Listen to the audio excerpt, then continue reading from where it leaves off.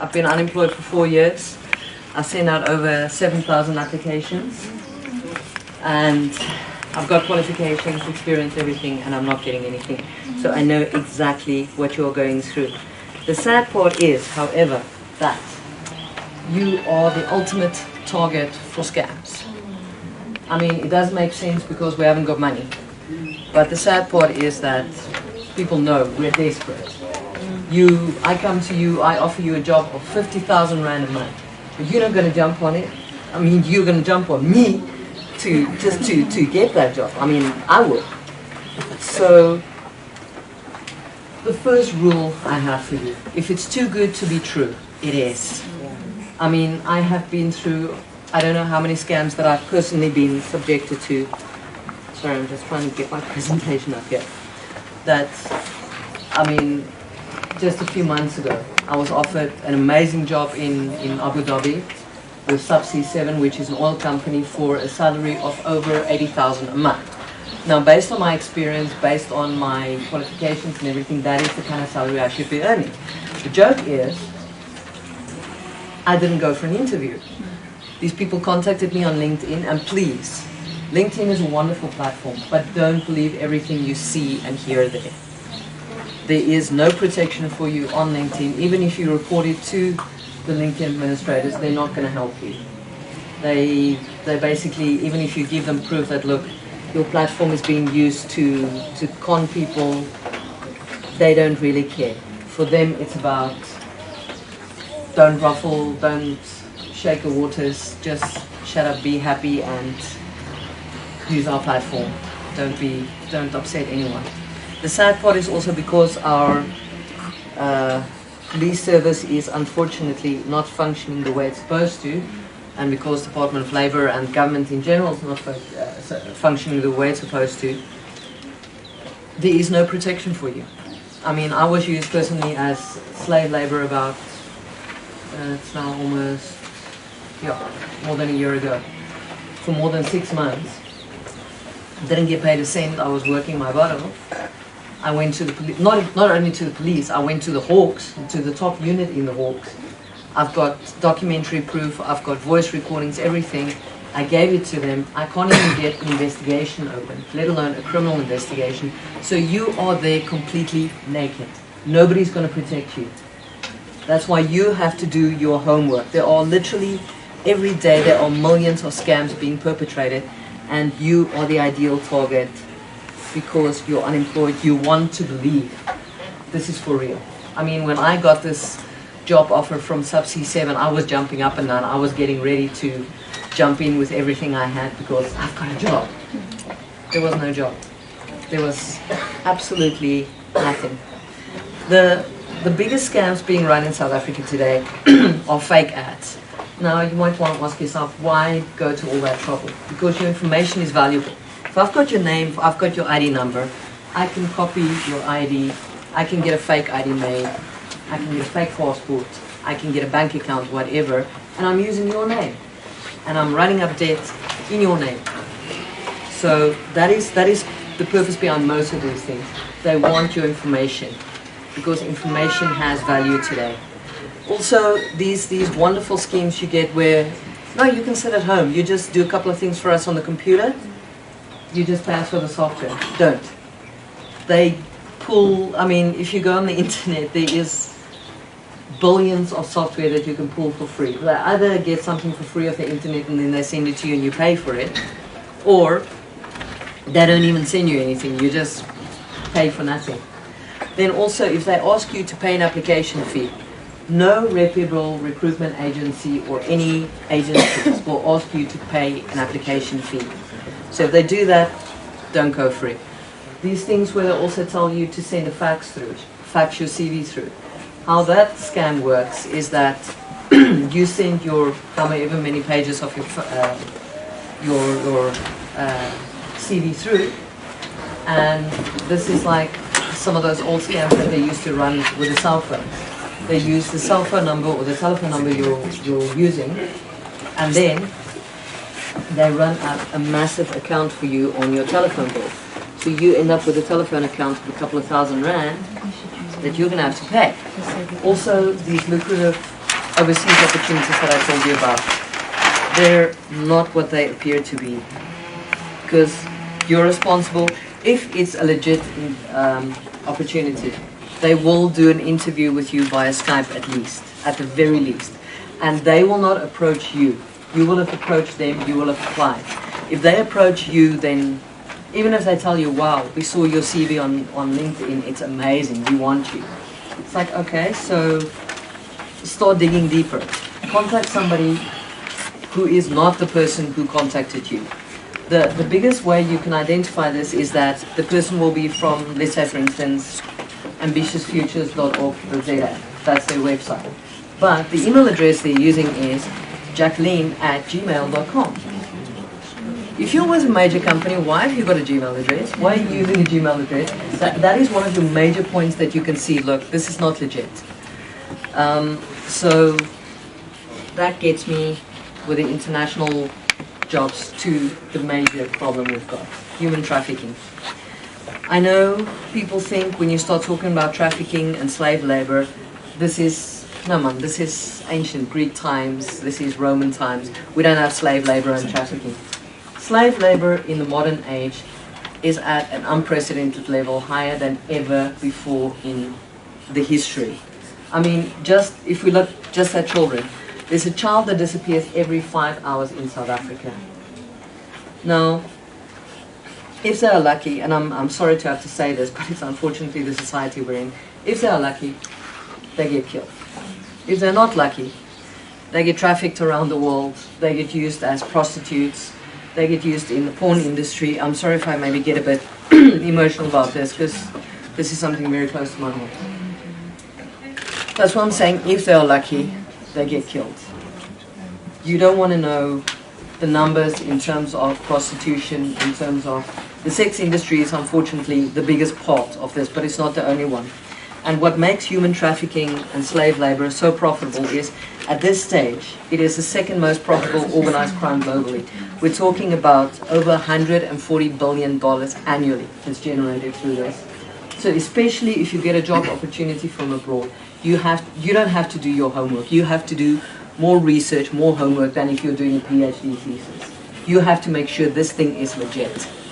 Because once they get you abroad, that's it. I mean, you all heard about these 2 teachers who disappeared in Vietnam the other day. Okay, I'll talk about that now.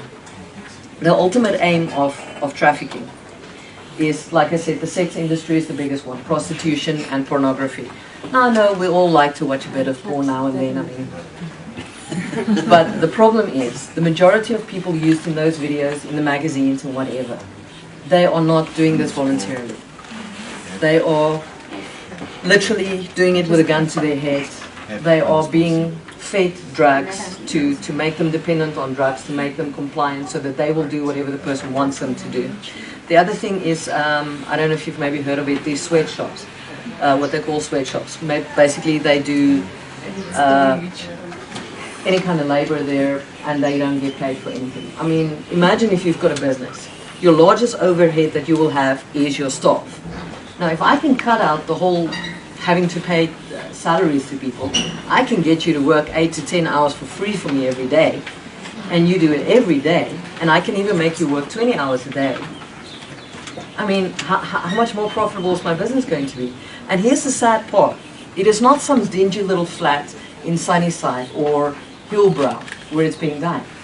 Some of the places that they've actually cracked down on were places in some of our most exclusive suburbs. I mean, how do you know actually what's going on in your neighbor's house? You don't go, even if you go visit your neighbor, you go for a braai or dinner or something over there, you don't know what's happening in the back at your neighbor's house. Some of these places have literally dungeons where they keep these people and they do these things. And I'm not talking nonsense, I promise you this is the truth. These things happen every day. That is why I want you to be so careful. And this is where especially we get to what I was talking about now, the Vietnamese, the doctors who disappeared there. Involuntary organ donors. My cousin, very beautiful, well, at that stage he was still a boy from my consideration, he was about 18 years old or something. He was given an amazing opportunity. Now, he had no experience. aside from working in his dad's business. He had no qualifications, but he's given this huge position at a resort to be a project manager there with this huge salary that they're being promised. What we found out when the whole cookie crumbled and everything collapsed and the truth came out, they recruited about 20 or 30 people. Most of them were from the gay community, most of them were extremely good looking. And they were going to this holiday resort in, I think it was in, I'm not sure if it was in Thailand or India, but somewhere in the Far East. So, purpose number one, they were going to be used as sex slaves. And they don't care, sorry for you, they don't care if you're gay or not, sir. You will work as a gay sex slave or whatever, and you will work as a prostitute there.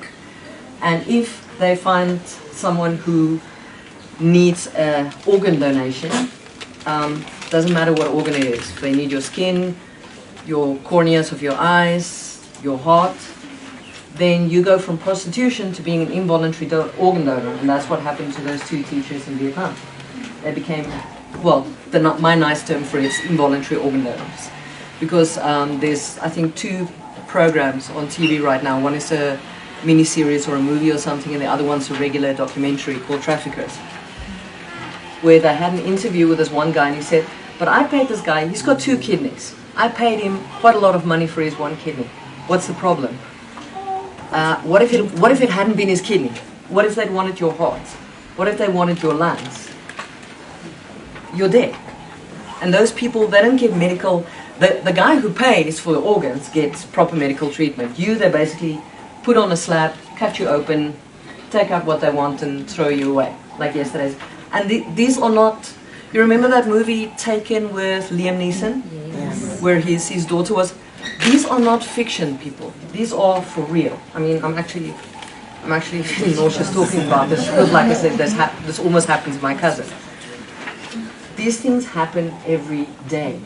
This is just the worst example of it. And the other one that is, I think more people are familiar with in South Africa is the drug mules. I mean, if somebody comes to you, you haven't got money for food, you haven't got money for accommodation, you haven't got money to send your kid to school.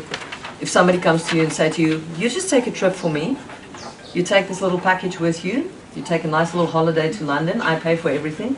You don't. Please, you don't. I worked at Foreign Affairs before. You have no idea how many people are arrested every day for drug muling. Because what they do is, they select you. You're going to be our drug mule.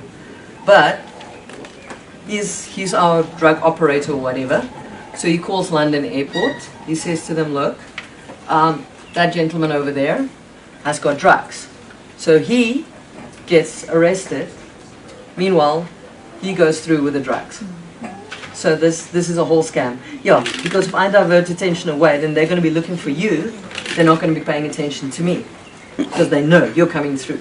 You got the drugs. So they focus on you, I get through with the drugs. And that's how they operate. I mean, I've spoken to I don't know how many people through the years who were in jails all over the world for drug smuggling and drug muling. These people were unemployed or they had some financial difficulty and this was an easy way out. I mean, they promise to pay you a lot of money, but you're never going to get that money because you're not coming back to South Africa. You're going to end up in a jail, and if you're very unlucky and you're in Asia, especially Thailand and a couple of other places, they've got a saying there, what's this thing? Dada means death. There's actually a movie about that. If they catch you with drugs, they don't put you in jail. They're going to kill you. Well, execute you. Whatever the nice term for it is. So how do you spot these scams? Like I say, if it's too good to be true, run. Don't even talk to the person, just run. Take your stuff, run. They use generic emails like Gmail, Hotmail, the Apple one, whatever. If you're being asked to pay for a job or for the job hunt or whatever, if you're shortlisted for a job that you never applied for, somebody just contacts you and says, wow, you've got this most amazing CV. I just saw it on LinkedIn. I would love to offer you this job. It could be for real. It could be legit. There's a 1% chance it could be legit. Play along with it, but keep records of everything and don't fall for it. Make sure you keep records, you follow up, you do your homework, you find out what is the real story. Is this whole thing legit? Make sure the company itself is also legit, especially when you have to register on a website. because sometimes you have to register your email, your CV on a website. Make sure that if you get diverted, okay, I was on Standard Bank's website, I get diverted, this is still Standard Bank's website. Make sure that there is that line. I mean, you can see in the URL whether it is the same thing. Only use legitimate job-seeking platforms.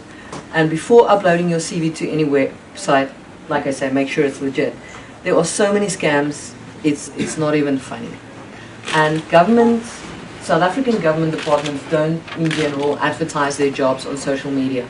Especially at the moment, there is a huge thing with SARS, apparently, that people are responding to some advertisement on social media networks. SARS specifically has come out, they've said, we don't advertise on social media. So don't fall for that. So, like I said, you've got no protection. Department of Labour is not going to help you. Police is not going to help you. Do your homework. You only have yourself here. And people like us who care about you and things like that. Contact the company directly. Try to speak to somebody who's not the person who contacted you to find out, is this story legit? Is this entire thing legit? Check the internet for known scams, specifically involving that company maybe. And that is basically, in a nutshell, I can't warn you enough, because you are the ultimate target. You are the perfect target. You're desperate, you haven't got money, you need money, you want money. They know that. I mean, it would make more sense to me if I was a criminal, it would make more sense for me to go and steal from a rich person. But in South Africa or in the world, we've got a very warped system. If you haven't got any money, they're going to target you because they know you want it. You're willing to do anything for that job. And here's another thing that nobody ever talks about. Having to do sexual favors for jobs. If you are going to sleep with that interviewer or CEO or whatever to get the job, you're not going to get the job, especially if it's the HR person, because he doesn't really have that influence. And if you're going to sleep with a person to get a job, what's going to happen tomorrow? He's going to demand every day his piece of the action. And don't think it doesn't affect gentlemen, because it does. It happens to your mother, your sister, your cousin, your girlfriend, your wife every day. And with how we're changing, this is unfortunately the sad part about gender equality in the workplace, it's starting to happen to more and more men as well. I mean, I had the one colleague at work, okay, he was, let's be very honest about it, this guy was gorgeous. But the sexual harassment he got every day from all the ladies in senior positions was ridiculous. So don't think it doesn't happen to you gentlemen, because it does. You will be targeted, and if you're going to do it once, you're going to be expected to do it every time. And if somebody says to you, if you want this job, you're going to have to pay for it, or if you want this promotion, you're going to have to pay for it, don't think it doesn't happen, it does. When I was at DTI, we had a chief director who appointed people and who promoted people, and they had to pay X% of their salary. And they had to do this every month, and there was no way for them to get out of it until finally the whole thing broke and the guy was fired and all of that. So I'm sorry that usually I like to give more upbeat presentations, but unfortunately the topic that I got is something very serious. It affects all of us. I mean, I've been personally scammed I don't know how many times. It's ridiculous the extent that they're willing to go through. I mean, to give you a stupid example of one thing that was done the other day, Keanu Reeves followed me on Twitter. I mean, wow. I mean, wow, this guy's, I mean, it's Keanu Reeves. They actually went to the extent where they had him call me, and it's a video call, so you can see it's Keanu Reeves on the other side. But if you actually pay attention, you remember the old Hong Kong movies where the dubbing was not correct? His lips were not moving in sync with what he was saying. That's the extent to which they are willing to go. And they've got the software, okay, these guys were not very good, granted. But they've got the software to make it even more believable. I mean, there's an app where, and this app actually works, where you can take a picture of your dog and you say certain things and then the dog's mouth actually moves. And the dubbing on that is for real. I mean, I've got that app on my phone. So if they can do that with a dog, they can now do that with people. So no, some celebrity or some major person is not going to follow you on Twitter. But I like to follow these things and see where they actually lead and what the person's actually trying to get out of it. So yeah, please take care of yourself, protect yourself. Like I say, the police is not going to protect you. You can have as much proof as you want. I mean, I've got a file about this thick. Nothing's happening about that. Department of Labor is not going to protect you. You've only got yourself, you've only got each other. If you find out about a scam, let us know about it. We'll publish it as widely as possible. Tell each other about it so you know, look, if this guy contacts you, oh, that's the one other scam that is becoming very popular now, sorry, I forgot about that. You get contacted by a company that wants you to act as their agent in South Africa to make purchases on their behalf. They're going to refund you and all that. It looks very legit. They're usually from Asian countries, and then they offer you this huge salary, and you have to go negotiate because, look, it makes sense. What they're offering makes sense, because if I go to a local South African mining company and I say to them, I want to buy this and this mineral, whatever, they're going to give me a certain price. If they know you're from Singapore or whatever, they're going to quote you a much higher price. So it makes sense, and companies do use that. But if you didn't approach anyone and they just approach you out of nowhere, that is a scam, unfortunately. I've had about, I think, 4 or 5 people who contacted me, who wanted me. The first time I was included on it, and I worked literally my butt off, and I didn't get paid a cent for it. So, like I say, it's not you, it's us. Because unfortunately I'm stupid enough, I fall into, I think that's why Kutso asked me to do the presentation on this, because I seem to step into these things the whole time. So please, protect yourself, protect each other. That's all I can say and all I can beg you to do. Yeah, and thank you very much.